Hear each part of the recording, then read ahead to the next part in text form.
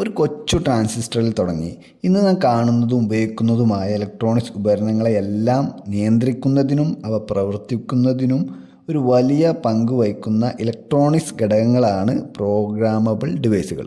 കാറുകളിൽ, washing മെഷീനുകളിൽ, mobile ഫോണുകളിൽ, നമ്മുടെ കമ്പ്യൂട്ടറുകളിൽ, എന്തിനു വേണം, വിമാനങ്ങളിലും റോക്കറ്റുകളിലും വരെ ഉപയോഗിക്കുന്ന ഇത്തരം ഡിവൈസുകളാണ്. അവ എങ്ങനെയാണ് ഇന്ന് നാം കാണുന്ന തരത്തിൽ പരിണമിച്ചതും എങ്ങനെയാണ് അവ വർക്ക് ചെയ്യുന്നതെന്നും നമുക്ക് ഈ വീഡിയോയിൽ നോക്കാം. ഹലോ ഫ്രണ്ട്സ്, ക്യാപ്സ് ലെഗിൻ്റെ മറ്റൊരു വീഡിയോയിലേക്ക് സ്വാഗതം.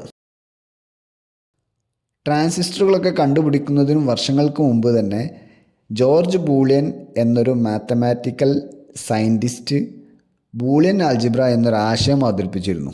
1854കളിലാണിത്. മനുഷ്യൻ എങ്ങനെയാണ് തൻ്റെ യുക്തി ഉപയോഗിക്കുന്നത് എന്നതിൻ്റെ ഗണിത രൂപമായിരുന്നു അദ്ദേഹം അവതരിപ്പിക്കാൻ ശ്രമിച്ചത്. മാത്തമാറ്റിക്കൽ അനാലിസിസ് ഓഫ് ലോജിക് എന്ന തലക്കെട്ടിലായിരുന്നു തൻ്റെ പുസ്തകം ബൂളിയൻ പ്രസിദ്ധപ്പെടുത്തിയത്. 1913 പിന്നീട് ഈ ശാസ്ത്രശാഖക്ക് ബൂളിയൻ ആൾജിബ്ര എന്ന പേര് വരുന്നത്. നമ്മൾ പഠിച്ചതോ കേട്ടതോ ആയ കാര്യങ്ങളാണെങ്കിലും ഞാനിവിടെ ബൂളിയൻ ആൾജിബ്ര എന്താണെന്ന് ചെറുതായി ഒന്ന് വിവരിക്കാം. ഒരു ഉദാഹരണത്തിലൂടെ നമുക്ക് തുടങ്ങാം. നമ്മളിപ്പോൾ സ്കൂൾ പഠിക്കുന്ന സമയത്ത് ഒരു ഫ്രീ പീരീഡ് കിട്ടുകയും പുറത്ത് നല്ല കാലാവസ്ഥ ആയിരിക്കുകയും ചെയ്യുമ്പോൾ നമ്മൾ എന്ത് ചെയ്യും? ഫ്രണ്ട്സ് എല്ലാവരും കൂടെ പോയിട്ട് സാറന്മാരോട് പെർമിഷൻ ചോദിച്ചിട്ട് ഗ്രൗണ്ടിലേക്ക് കളിക്കാൻ പോകും. ഇവിടെ കുറച്ച് കണ്ടീഷൻസ് ഉണ്ട് അല്ലേ? അതായത് നമുക്ക് ഫ്രീ പീരീഡ് കിട്ടിയിരിക്കണം, കാലാവസ്ഥ നല്ലതായിരിക്കണം, നമ്മുടെ സാറന്മാർ കളിക്കാൻ പോകാൻ അനുവദിക്കണം. ഈ 3 കണ്ടീഷൻസും സാറ്റിസ്ഫൈ ചെയ്യുമ്പോഴാണ് നമുക്ക് കളിക്കാൻ പോകാൻ കഴിയുള്ളൂ. ഇത്തരം ഒരവസ്ഥയിൽ നമ്മളുടെ ബ്രെയിന് നമ്മളൊരു ലോജിക് അപ്ലൈ ചെയ്യും അല്ലേ? ഈ 3 കാര്യങ്ങളും ശരിയായി വന്നിട്ടുണ്ടോ എന്ന് നോക്കിയിട്ടാണ് നമ്മൾ ഗ്രൗണ്ടിലേക്ക് പോവുക. ഈ ഒരു ലോജിക്കൽ ഓപ്പറേഷനെയാണ് നമ്മൾ മാത്തമാറ്റിക്സിൽ അല്ലെങ്കിൽ ബൂളിയൻ ആൾജിബ്രയിൽ ആൻഡ് ഓപ്പറേഷൻ എന്ന് പറയുന്നത്. ഇവിടെ വെതർ നല്ലതാണെങ്കിൽ 1 എന്നും അതുപോലെ വെതർ ബാഡ് ആണെങ്കിൽ 0 എന്നുമാണ് റെപ്രസെൻ്റ് ചെയ്യുന്നത്. അതുപോലെ തന്നെ ഫ്രീ ടൈം ഉണ്ടെങ്കിൽ 1 എന്നും ഫ്രീ ടൈം ഇല്ലെങ്കിൽ 0 എന്നും അതുപോലെ പെർമിഷൻ കിട്ടിയാൽ 1 എന്നും പെർമിഷൻ കിട്ടിയില്ലെങ്കിൽ 0 എന്നുമാണ് റെപ്രസെൻ്റ് ചെയ്യുന്നത്. ഇനി നമുക്ക് നോക്കാം, ഇതിൽ എല്ലാ കണ്ടീഷൻസും 1 ആകുന്ന ഒരു സിറ്റുവേഷനിൽ മാത്രമേ നമുക്ക് പുറത്തു പോകാൻ കഴിയുള്ളൂ. അപ്പോൾ അത് ഈ ലൈനിൽ ലാസ്റ്റിൽ മാത്രമേ അത് സാറ്റിസ്ഫൈ ആവുന്നുള്ളൂ. ഇനി മറ്റൊരു ഓപ്പറേഷനായ ഓർ ഓപ്പറേഷനെ കുറിച്ച് നോക്കാം. അതിനായി നമുക്ക് മറ്റൊരു ഉദാഹരണം പരിഗണിക്കാം. സ്കൂൾ വിട്ട് നമ്മൾ വീട്ടിലെത്തി. വീട്ടിൽ നിന്ന് നമുക്ക് പുറത്ത് പോകണമെങ്കിൽ അവിടെ മറ്റൊരു പ്രശ്നമുണ്ട് അല്ലേ? അതായത് നമുക്ക് ഹോംവർക്ക് ചെയ്ത് തീർക്കണം, പാരൻറ്റിൻ്റെ പെർമിഷൻ കിട്ടും വേണം. ഇവിടെ ഏതെങ്കിലും ഒരു കണ്ടീഷൻ സാറ്റിസ്ഫൈ ആയാൽ നമുക്ക് പുറത്ത് പോയി കളിക്കാം. ഇത്തരം ഓപ്പറേഷൻസുകളെയാണ് നമ്മൾ ഓർ ഓപ്പറേഷൻ എന്ന് പറയുന്നത്. ഇനി മറ്റൊരു ഓപ്പറേഷനാണ് നോട്ട് ഓപ്പറേഷൻ. നോട്ട് ഓപ്പറേഷൻ വളരെ സിമ്പിളാണ്. അതായത് നമ്മളൊരു ഇൻപുട്ട് കൊടുത്താൽ അതിൻ്റെ ഓപ്പോസിറ്റ് ഔട്ട്പുട്ടായിരിക്കും അതിനുണ്ടാവുക. അതായത് 1 കൊടുത്താൽ 0 കിട്ടും, 0 കൊടുത്താൽ അതിൻ്റെ ഔട്ട്പുട്ട് 1 കിട്ടും. ഒരു ഹ്യൂമൻ ഇൻ്റലിജൻസ് എങ്ങനെയാണ് മെഷീനിൽ നമ്മൾ കോപ്പി ചെയ്യുക എന്നതിൻ്റെ ഒരു ബേസിക് എക്സാമ്പിളാണ് ഞാൻ പറയാൻ പോകുന്നത്. ഇവിടെ നിങ്ങൾക്ക് ചിത്രത്തിൽ കാണാം, 3 സ്വിച്ചുകൾ ഞാൻ സീരീസ് ആയിട്ട് കണക്ട് ചെയ്തിട്ടുണ്ട്. S1, S2, S3. S1ൻ്റെ സ്റ്റാർട്ടിങ്ങിൽ ഒരു വോൾട്ടേജ് സോഴ്സും കണക്ട് ചെയ്തിട്ടുണ്ട്. നമ്മൾ നേരത്തെ പറഞ്ഞ അതേ ഉദാഹരണമാണ് ഞാനിവിടെ എടുത്തുള്ളത്. S1 എന്നത് ഫ്രീ ടൈമിനെ സൂചിപ്പിക്കുന്നതും അതുപോലെ S2 എന്നത് ടീച്ചർ അലൗഡ് ഓർ നോട്ട് എന്നതിനെ സൂചിപ്പിക്കുന്നതും അതുപോലെ S3 എന്നതിനെ ഗുഡ് വെതറാണോ അതോ ബാഡ് വെതറാണോ എന്നതിനെ സൂചിപ്പിക്കുന്നതുമാണ്. ഇവിടെ എല്ലാ കണ്ടീഷനും ട്രൂ ആയിക്കഴിഞ്ഞാൽ അല്ലെങ്കിൽ S1ഉം S2ഉം S3യും ക്ലോസ്ഡ് ആയിക്കഴിഞ്ഞാൽ മാത്രമേ നമുക്ക് ഔട്ട്പുട്ടിൽ വോൾട്ടേജ് കിട്ടുകയുള്ളൂ. ഇവിടെ ഔട്ട്പുട്ടിൽ വോൾട്ടേജ് കിട്ടിക്കഴിഞ്ഞാൽ മെഷീൻസ് നമ്മളോട് പറയുകയാണ് ഓക്കെ നിങ്ങൾക്ക് കളിക്കാൻ പോകാമെന്നുള്ളത്. അപ്പോൾ ഡിസിഷൻ എടുത്തത് ഇവിടെ മെഷീനാണ്. ഇങ്ങനെ നമ്മൾ സ്വിച്ചുകളുടെ പലതരത്തിലുള്ള കോമ്പിനേഷൻ കണക്ഷൻസിലൂടെയാണ് നമുക്ക് ഇൻ്റലിജൻസ് മെഷീൻസിന് പ്രൊവൈഡ് ചെയ്യാൻ കഴിയുന്നത്.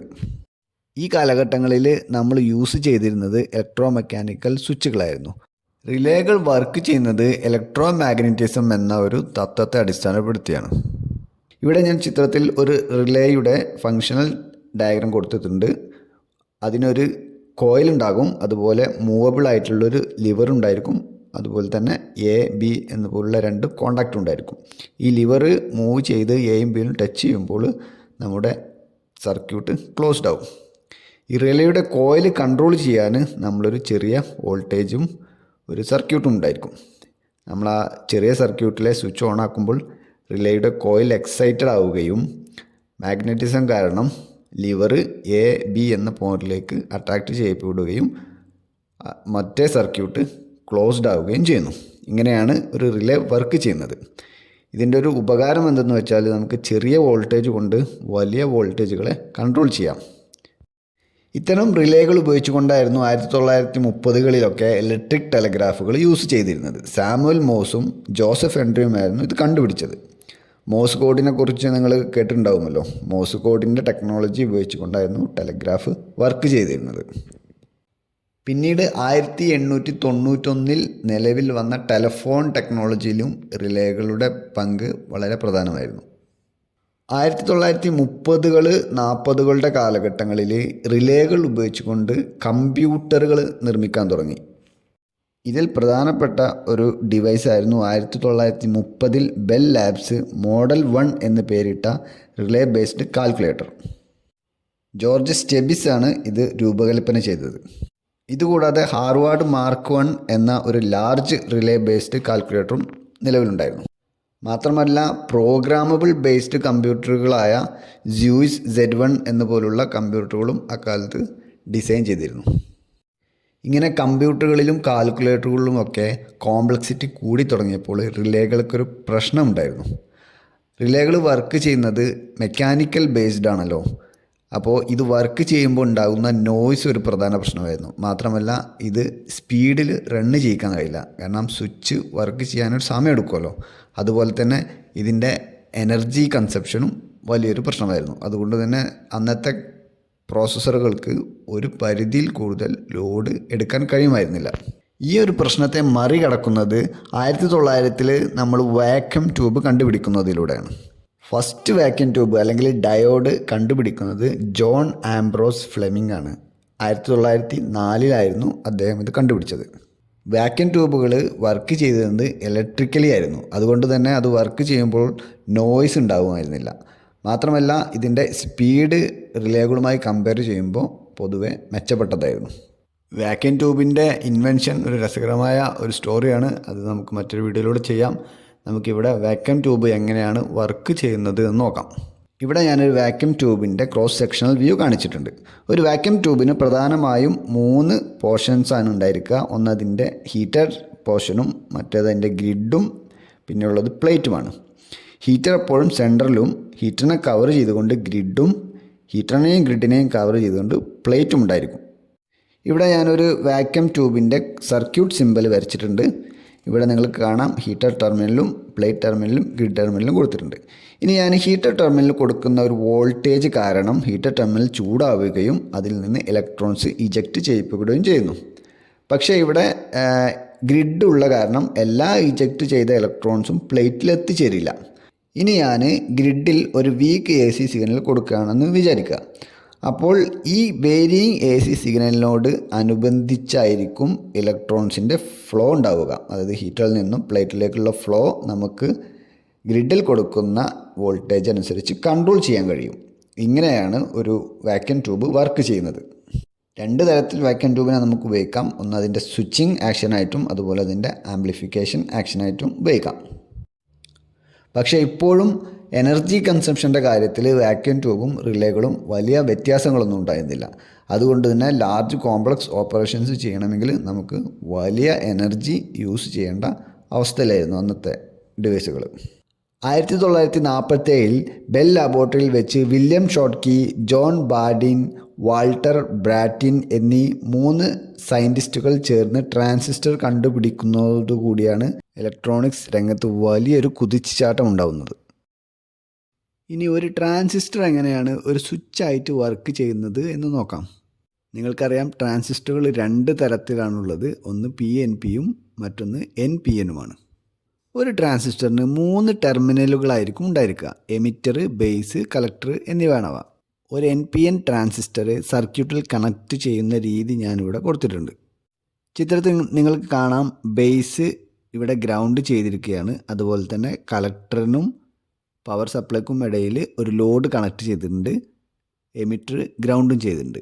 ഈ ഒരവസ്ഥയിൽ ട്രാൻസിസ്റ്റർ ഓഫ് അവസ്ഥയായിരിക്കും ഉണ്ടാവുക. അതായത് ലോഡിലൂടെ കളക്ടറിൽ നിന്ന് എമിറ്ററിലേക്ക് കറണ്ടൊന്നും പ്രവഹിക്കുന്നില്ല. ഇനി ലോഡായി കണക്ട് ചെയ്ത ബൾബ് നമുക്ക് ഓൺ ആക്കണമെങ്കിൽ ബേസിൽ നമ്മളൊരു ചെറിയ വോൾട്ടേജ് അപ്ലൈ ചെയ്യണം. അപ്പോൾ കളക്ടറും എമിറ്ററും തമ്മിലുള്ള കണക്ഷൻ ക്ലോസ് ആവുകയും ലോഡിലൂടെ കറണ്ട് പ്രവഹിക്കുകയും ചെയ്യുന്നു. അങ്ങനെ ബേസിൽ കൊടുക്കുന്ന വോൾട്ടേജിനനുസരിച്ച് നമുക്ക് കളക്ടറിൻ്റെയും എമിറ്ററിൻ്റെയും ഇടയിലുള്ള കറണ്ട് ഫ്ലോയെ കൺട്രോൾ ചെയ്യാം. ഇങ്ങനെയാണ് ട്രാൻസിസ്റ്റർ നമുക്ക് ഒരു സ്വിച്ചായിട്ട് ഉപയോഗിക്കാൻ കഴിയുന്നത്. ഇനി നമുക്ക് നമ്മൾ നേരത്തെ കണ്ട ലോജിക് യൂണിറ്റുകൾ എങ്ങനെയാണ് ഒരു ട്രാൻസിസ്റ്റർ ഉപയോഗിച്ചിട്ട് നിർമ്മിക്കാം നോക്കാം. ഇവിടെ 2 ട്രാൻസിസ്റ്ററുകളെ സീരീസ് ആയിട്ട് ഞാൻ കണക്ട് ചെയ്തിട്ടുണ്ട്. മാത്രമല്ല എമിറ്ററിനും ഗ്രൗണ്ടിനും ഇടയ്ക്കൊരു റെസിസ്റ്ററുമുണ്ട്. ആ റെസിസ്റ്ററിൻ്റെ അക്രോസ് ആണ് നമ്മളുടെ ഔട്ട്പുട്ട് ഉള്ളത്. ഇവിടെ പോയിൻ്റ് എയിലും ബിയിലും കൊടുക്കുന്ന വോൾട്ടേജുകൾക്കനുസരിച്ചായിരിക്കും ഈ ട്രാൻസിസ്റ്റർ ഓൺ ആവുക. ഇത് സീരീസ് കണക്റ്റഡ് ആയതുകൊണ്ട് എയിലും ബിയിലും ഇൻപുട്ട് വന്നെങ്കിലേ നമുക്ക് ഔട്ട്പുട്ട് കിട്ടുള്ളൂ. അതായത് ഇതൊരു ആൻഡ് ഗേറ്റ് ആയിട്ട് വർക്ക് ചെയ്യും.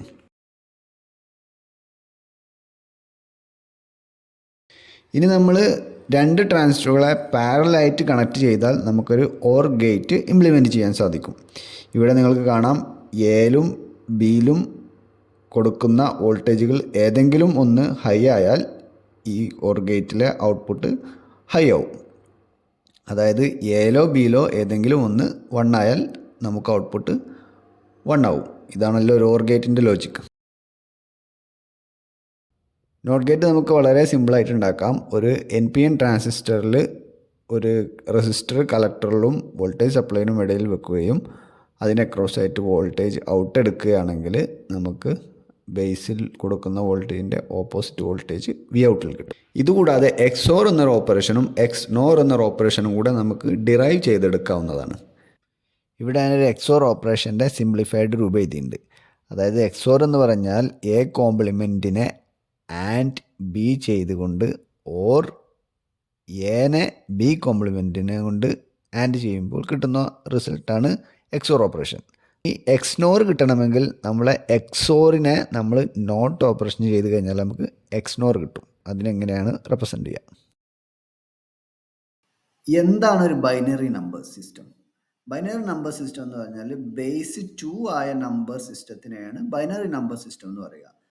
ഇവിടെ നിങ്ങൾക്ക് കാണാം, ഞാൻ ഒരു ടേബിളിൽ ഡെസിമൽ നമ്പറും അതിന് കറസ്പോണ്ടിങ് ആയ ബൈനറി നമ്പറും എഴുതിയിട്ടുണ്ട്. എന്തുകൊണ്ടാണ് നമ്മൾ ബൈനറി നമ്പർ സിസ്റ്റം ഉപയോഗിക്കുന്നത്? നേരത്തെ നമ്മൾ കണ്ടു, നമ്മളുടെ എല്ലാ ഇലക്ട്രോണിക് ഡിവൈസുകളും സ്വിച്ചിങ് എന്ന ബേസിക് ഓപ്പറേഷനെ അടിസ്ഥാനപ്പെടുത്തിയാണ് വർക്ക് ചെയ്യുന്നത്. അപ്പോൾ സ്വിച്ചിങ് എന്ന് പറഞ്ഞാൽ ഒന്നില്ലെങ്കിൽ ഓൺ ആയിരിക്കും അല്ലെങ്കിൽ ഓഫ് ആയിരിക്കും. ഇതിൻ്റെ കോമ്പിനേഷൻ ആണല്ലോ എല്ലാ ഓപ്പറേഷൻസിൻ്റെയും മുഖ്യ ഘടകം. അപ്പോൾ സീറോസും വൺസും മാത്രമേ നമുക്ക് മെഷീൻസിൽ പ്രോസസ്സ് ചെയ്യാനും മാനിപ്പുലേറ്റ് ചെയ്യാനും കഴിയുള്ളൂ. ഇങ്ങനെ ബേസിക് ലോജിക് എലമെൻറ്റുകൾ ഉപയോഗിച്ചുകൊണ്ട് നമുക്ക് കോമ്പിനേഷൻ ലോജിക്കൽ സർക്യൂട്ടുകളും അതുപോലെ ആഡർ, സബ്സ്ട്രാക്ടർ, മൾട്ടിപ്ലയർ, ഡിവിഷണർ ഇങ്ങനത്തെ സർക്യൂട്ട്സുകളൊക്കെ നമുക്ക് നിർമ്മിക്കാൻ കഴിയും. മാത്രമല്ല മെമ്മറി യൂണിറ്റുകളും നമ്മൾക്ക് ലോജിക് ഗേറ്റുകൾ കൊണ്ട് നിർമ്മിക്കാൻ കഴിയും. ഇവിടെ നിങ്ങൾക്ക് കാണാം ഒരു നാൻഡ് ഗേറ്റ് ഉപയോഗിച്ചുകൊണ്ട് എങ്ങനെയാണ് ഒരു മെമ്മറി യൂണിറ്റ് ഉണ്ടാക്കുന്നതെന്ന്. ഇവിടെ ഡാറ്റ എന്നൊരു ഇൻപുട്ടും അതുപോലെ ക്ലോക്ക് എന്നൊരു ഇൻപുട്ടും ഉണ്ട്. മാത്രമല്ല ക്യൂ കോംപ്ലിമെൻ്റ് എന്ന 2 ഔട്ട്പുട്ടുകളുമുണ്ട്. നമ്മൾ ഡാറ്റ എന്ന ലൈനിൽ നമ്മളൊരു 1 കൊടുക്കുകയാണെങ്കിൽ ആ 1 ക്യൂവിൽ റിഫ്ലക്റ്റ് ആവുകയും ക്യൂവിൽ സ്റ്റോർ ആവുകയും ചെയ്യുന്നു. ഇനി ഡാറ്റ നമ്മൾ റിമൂവ് ചെയ്താലും ആ ക്യൂവിൽ 1 എപ്പോഴും ഉണ്ടായിരിക്കും until you power turned of. മാത്രമല്ല ഒരു ഡാറ്റയിൽ നിന്ന് വേറെ ഡാറ്റയിൽ മാറ്റി കൊടുക്കണമെങ്കിൽ, അതായത് 0 1 കൊടുക്കണമെങ്കിൽ ക്ലോക്കിൻ്റെ ഒരു ട്രാൻസിഷൻ ചേഞ്ച് ആവണം. എങ്കിലേ ഡാറ്റ ക്യൂവിൽ ചേഞ്ച് ആവുള്ളൂ. ഇനി എന്തൊക്കെയാണ് ഒരു മൈക്രോ പ്രോസസ്സിൻ്റെ ബിൽഡിംഗ് ബ്ലോക്സുകൾ എന്ന് നോക്കാം.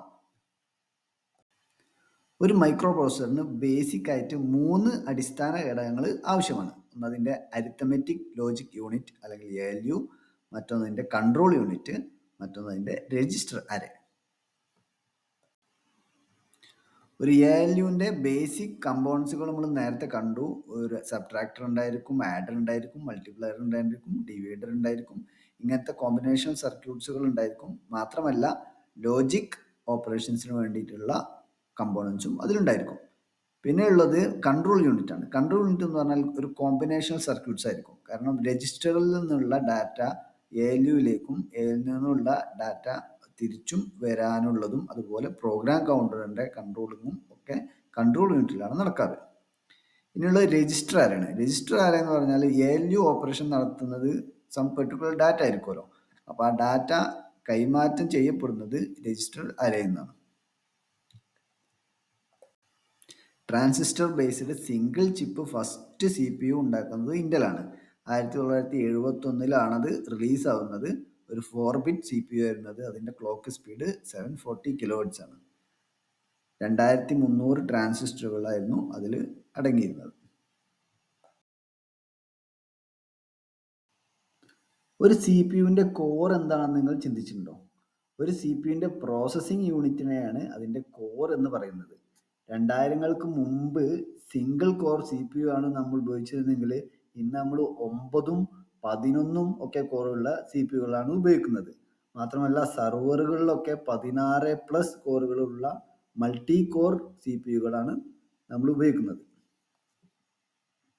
ഒരു മൈക്രോ പ്രോസസ്സർ വർക്ക് ചെയ്യണമെങ്കിൽ അതിന് പെരിഫറൽ ഇൻ്റർഫേസുകൾ വേണം, അതുപോലെ റാൻഡം ആക്സസറി മെമ്മറി വേണം, റീഡ് ഓൺലി മെമ്മറി വേണം. ഇങ്ങനെ തുടങ്ങി പല ഡിവൈസുകളും അതുമായി ഇൻ്റർഫേസ് ചെയ്തെങ്കിലേ ഒരു മൈക്രോ പ്രോസസ്സർ കറക്റ്റ് വർക്ക് ചെയ്യുകയുള്ളൂ. എന്നാൽ ഒരു മൈക്രോ കൺട്രോളർ എല്ലാ ഇൻ്റർഫേസുകളും ഒരു ചിപ്പിൽ ഇൻബിൽഡ് ചെയ്ത് മാനുഫാക്ചർ ചെയ്യുന്ന ഡിവൈസുകളാണ് മൈക്രോ കൺട്രോളർ. ഇതിൻ്റെ ഒരു ബെനിഫിറ്റ് എന്ന് പറഞ്ഞാൽ സൈസ് നമുക്ക് വളരെ ചെറുതാക്കാം, പക്ഷേ ലിമിറ്റഡ് ആപ്ലിക്കേഷൻസിലേ ഇത് ഉപയോഗിക്കാൻ കഴിയുള്ളൂ. ഇനി ഇതുകൂടാതെ മറ്റൊരു പ്രോഗ്രാമബിൾ ഡിവൈസുകളാണ് പ്രോഗ്രാമബിൾ ലോജിക് ഡിവൈസസ്. ഏതൊക്കെയാണെന്ന് നോക്കാം. Programmable read only memory PROM. PROM originally logic functions ഒക്കെ ഇംപ്ലിമെൻറ്റ് ചെയ്യാൻ യൂസ് ചെയ്തിരുന്നതാണെങ്കിലും പിന്നീട് അത് മെമ്മറി ഡിവൈസുകൾ ഉണ്ടാക്കാനായി ഉപയോഗിച്ചു തുടങ്ങി. Programmable logic array. Programmable logic array combinational circuits ഒക്കെ ഇംപ്ലിമെൻറ്റ് ചെയ്യാൻ ഉപയോഗിക്കുന്ന ഒരു ഡിവൈസുകളാണ്. ഇത് PROM-നേക്കാളും മോർ ഫ്ലെക്സിബിൾ ആണ്. പ്രോഗ്രാമബിൾ അറേ പ്രോഗ്രാമബിൾ ലോജിക് അറേയും സെയിം ആണ് ആക്ച്വലി. പക്ഷേ ഇവിടെ ഇത് ഒന്നും കൂടെ സിംപ്ലറാണ്.